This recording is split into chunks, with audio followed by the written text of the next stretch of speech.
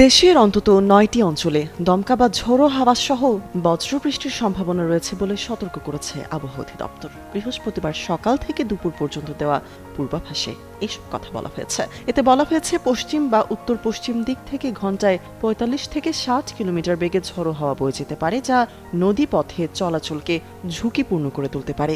এই পরিস্থিতিতে সংশ্লিষ্ট এলাকার নদী বন্দরগুলোকে সতর্ক সংকেত দেখাতে বলা হয়েছে।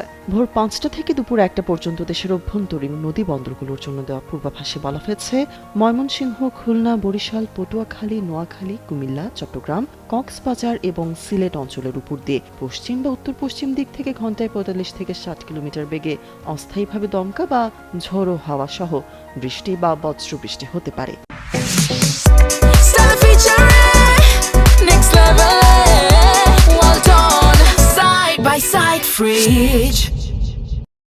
এ কারণে এসব এলাকার নদী বন্দরগুলোকে ১ নম্বর সতর্ক সংকেত দেখাতে বলা হয়েছে। এদিকে বুধবার রাতে প্রকাশিত সারা দেশের পূর্বাভাসে আবহাওয়া অধিদপ্তর জানায়, আজ সন্ধ্যা ৬টার মধ্যে রাজশাহী, ময়মনসিংহ, ঢাকা, খুলনা, বরিশাল ও সিলেট বিভাগের অনেক জায়গায় এবং রংপুর ও চট্টগ্রাম বিভাগের কিছু কিছু জায়গায় অস্থায়ীভাবে দমকা বা ঝোড়ো হাওয়া ও বিদ্যুৎ চমকানো সহ হালকা থেকে মাঝারি ধরনের বৃষ্টি বা বজ্রবৃষ্টি হতে পারে।